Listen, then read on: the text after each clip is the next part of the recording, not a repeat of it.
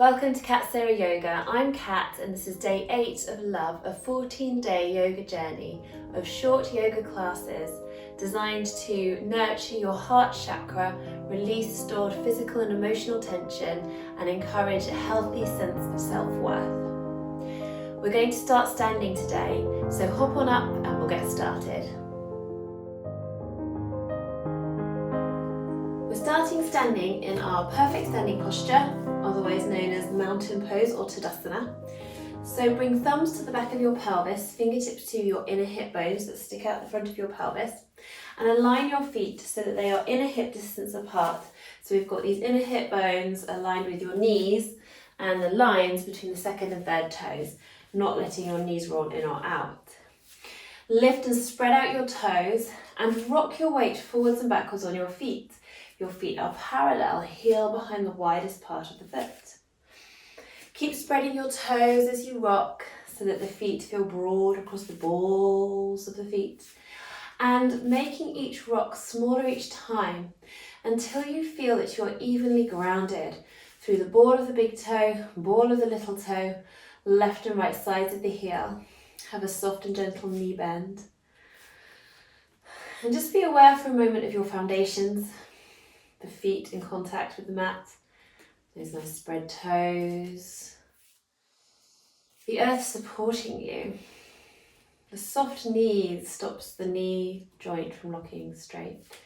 So having those little soft knees helps to cushion the knee joint and also make the muscles of your legs work a little bit more.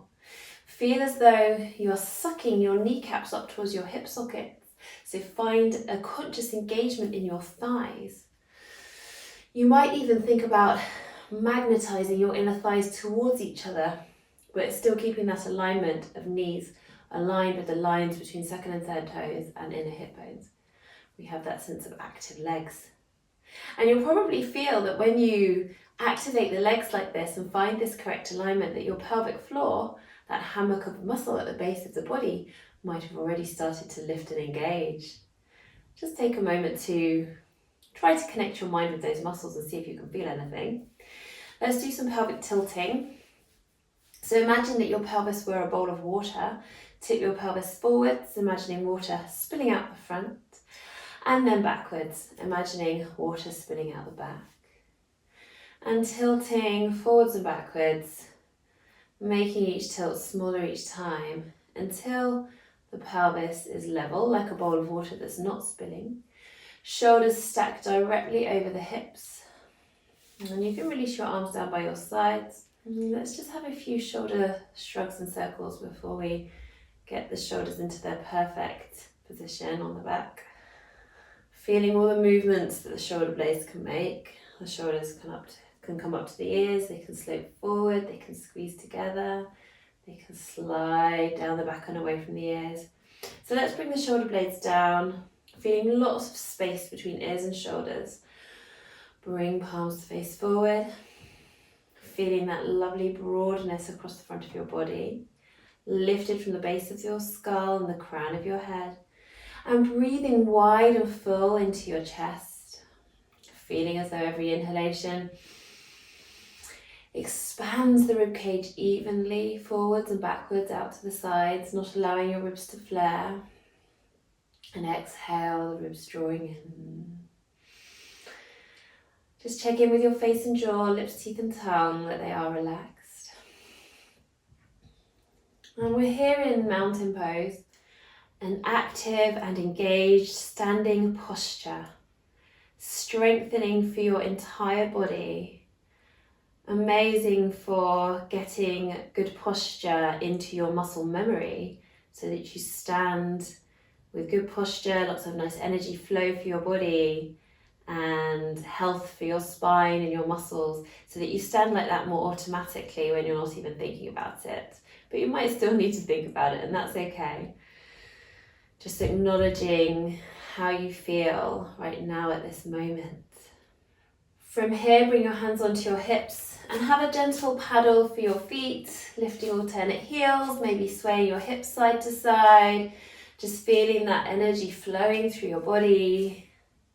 So we're going to come a step wide on the mat. feet just turning out a little bit, 10 to 2 or 11 to 1, so just a little bit. And we're coming into goddess pose. So sinking your bottom down, not letting the knees overshoot the toes. You can bring your palms to touch in front of your heart. And we're just going to have a few breaths here. Wonderful, really strong. Heart feels lifted, broad across the front of your body. Feeling your thighs working. Maybe you feel a little ujjayi breath creeping in as you work hard here. And if you're not sure about ujjayi breath, you can check out day 12 of my 30 days of yoga for beginners, where I outline it there. And you can see for a bit more challenge if you can come right up onto the balls of your feet, lifting the heels. Woo. Such a great inner thigh stretch here. And I can really feel the thighs working. Good. And lowering your heels back down. Come back to standing, bring your hands onto your hips. Heel toe your feet a little bit closer together. So maybe just one heel toe so that they're still reasonably wide. And toes can still point out to the sides. We're going to do our warrior dance now. And then on your next inhalation, sink your bottom down into goddess pose as you bring your arms into cactus arms, palms face forward, elbows level with the shoulders. Knees don't overshoot the toes. Exhale, straightening your legs but not letting the knees lock.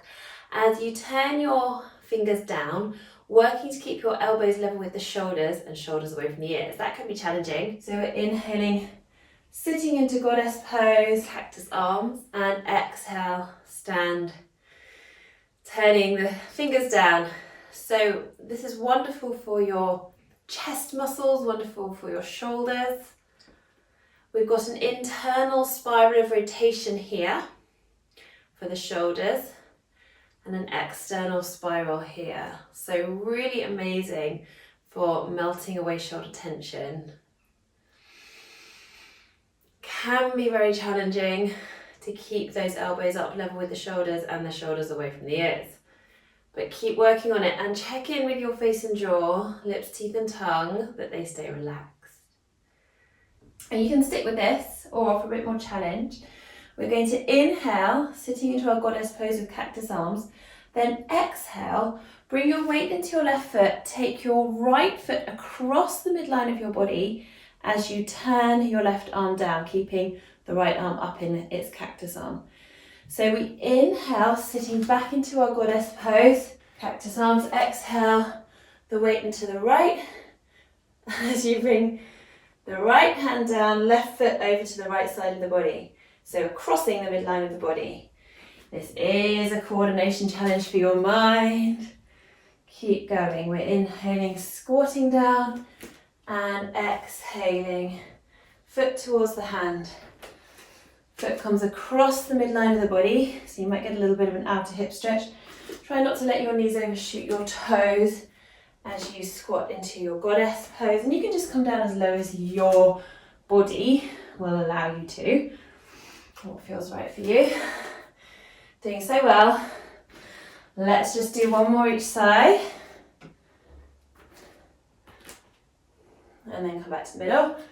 And release the arms down. Have a few wonderful shoulder shrugs and circles. You can keep your legs wide, but parallel the feet. So heel behind the widest part of the foot now. Soft knees. We're going to come into fan pose. Our wide leg forward bend. So bringing thumbs to the back of the pelvis, fingertips to the inner hip bones. Lift and lengthen all up the back of your body. And exhale as you hinge forward at your hips. Let your knees bend as much as they need to get your belly to your thigh. And then round over. And breathe. So the arms relax, just have a little wobble side to side, maybe feeling that nice stretch for the latissimus dorsi muscles, which are underneath your shoulder blades. So here in the mid back, Those are the ones that have to really work to draw your shoulders down your back, which we're always doing in yoga. So it's really nice to be able to give them a little stretch now. And then walking your hands over to the right, just taking a few breaths here. Make sure your knees are bent, belly rests on the thighs. And then coming back to the centre, over to the left. So you'd only have your legs straight if you had the flexibility to get your belly to your thighs with straight legs. Most people will need to bend their knees at least a little bit. And come back to the middle, walk your hands forward so that your spine is wonderfully long. Bring the right hand to the centre, so just underneath your chest directly. Bring your left hand to your sacroiliac area where the spine meets the pelvis. And take an in-breath as you rotate your shoulder to the left, so twisting through the spine. Keep the back flat and the pelvis as level as you can. If you want a bit more challenge, you can reach your left arm up if that feels okay with the shoulder. Keep pushing the floor away with your right hand, trying not to twist the pelvis. And then bring your left hand down to the sacrum again. Bring your chest back to centre, bring the hand to the floor. Make sure your spine's still long, so you want to lengthen it forward, aiming to have your hand directly under your chest. Bring your right hand onto the sacroiliac area and inhale as you rotate your shoulder to the right. Keep pressing your tailbone up to the sky, keep your feet relaxed. Reaching your right arm up.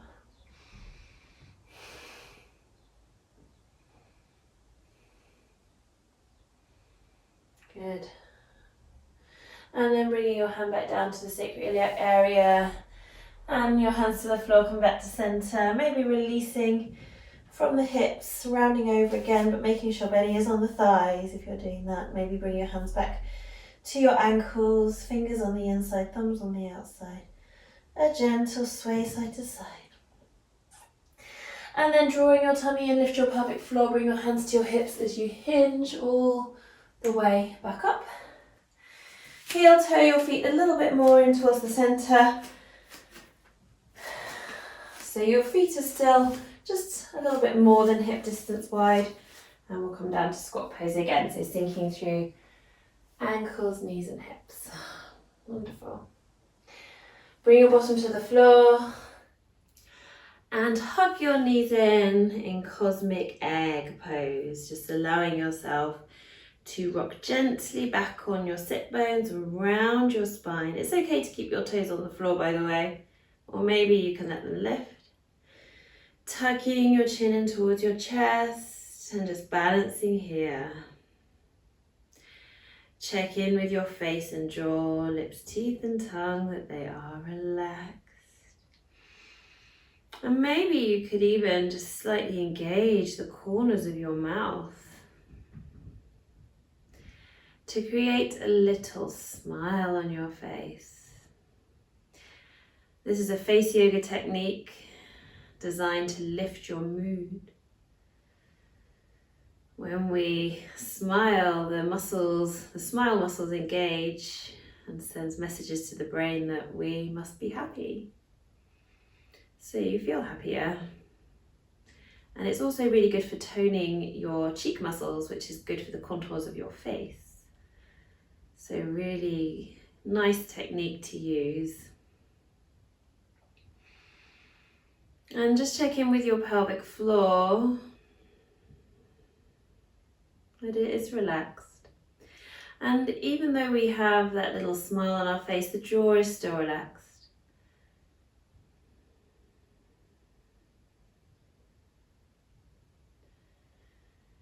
There can be an association of tension in the jaw linked to tension in the pelvic floor. And right now we want to feel that both of those areas of possible tension are releasing. So really consciously release the jaw, release the pelvic floor. But maybe notice that your pelvic floor might naturally lift and engage to help balance you. Maybe it's lifting and then releasing, lifting to find the balance, releasing. So maybe just check in with what's naturally happening in the pelvic floor, but constantly thinking of any engagement of being soft, gentle, And always a little gap between your teeth as well, so you're not clenching. Breathing here, breathing, breathing. And then letting your feet come down to the floor, coming back into your cross-legged position. And bringing palms to touch in front of your heart, maybe pressing your thumbs into your sternum. Just feeling that sense of heart. We've done lots of balances today and lots of strengthening movements. When we connect into our physical strength, it helps us to connect into our emotional strength as well, and our sense of inner strength and self-worth. So we've really connected with that today. And then just placing your thumbs on your third eye point in the center of the forehead as you bow your head, keep your spine long. And bring your hands back to your heart, thanking yourself for your yoga practice today. Thank you for joining me. Namaste. And I'll see you tomorrow. Bye.